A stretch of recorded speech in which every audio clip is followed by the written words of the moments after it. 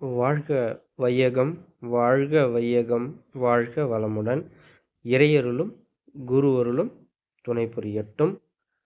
அருள் தந்தை வேதாத்ரி மகரிஷி ஐயா அவர்களுடைய நாளொரு கவியாக பார்த்து வருகின்றோம். அந்த வகையில் இன்றைய கவியினுடைய தலைப்பு அளவு முறை என்ற கவியை பார்ப்போம்.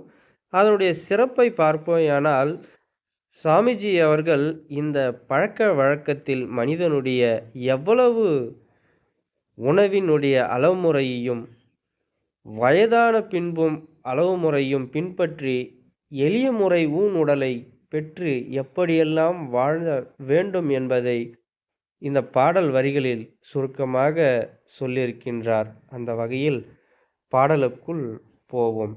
பழக்கத்தில் மனித இனம் இக்காலத்தில் பழக்கத்தில் மனித இனம் இக்காலத்தில் பல தடவை உணவு கொள்ள காண்கின்றோம். பல தடவை உணவு கொள்ள காண்கின்றோம். இப்பழக்கமே ஆன்மீக நிலையில் வாழும். இப்பழக்கமே ஆன்மீக நிலையில் வாழும். பண்புயர மாறிப்போம் உணவு கொள்ளும் பழக்கம் அது. பண்புயர மாறிப்போம் உணவு கொள்ளும் பழக்கம் அது. வயதிற்கு ஏற்றவாறு பலவாறு அமைந்திடினும். வயதிற்கு ஏற்றவாறு பலவாறு அமைந்திடும். ஊன் சுருக்கம் பழக்கத்தில் அளவு முறை மீறிடாமல். ஊன் சுருக்கம் பழக்கத்தில் அளவு முறை மீறிடாமல். பலமூட்டும் எளிய முன் வகை போதும். பலமூட்டும் எளிய ஊன் வகை போதும். அருள் தந்தை அவர்கள் அளவு முறை பழக்கத்தில் மனிதனம் இக்காலத்தில் பல தடவை உணவை கொள்கின்ற பொழுது உணவிற்காக பிற உயிரையும் கொள்கின்றன. அந்த பழக்கத்தை விட்டுவிட்டு எளிய முறை உணவை நாம் பின்பற்றி வாழ்வில் செம்மையாகவும் நம் உடலை ஆரோக்கியமாகவும் பார்த்துக்கொள்ள பல வகைகள் இருக்கின்றன. எவ்வளவுதான் உணவுகள் சுவையாக இருந்தாலும் மதுரசமாக இருந்தாலும் சரி, அளவு முறையை மீறும் பொழுது அது நம்மளுக்கு நோயாக மாறும் என்பதை நாம் எப்பொழுதும் மறந்திடக்கூடாது. எப்பொழுதும் பின்பற்றியே ஆக வேண்டும்.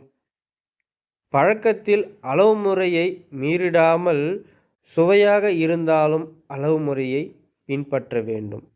உணவை உட்கொள்கின்ற பொழுது கால் வயிறு உணவாகவும் மீதி கால் வயிறு நீராகவும் மீதி பாதி வயிறு காற்றாகவும் இருக்க வேண்டும் என்பதே உணவினுடைய அடிப்படை.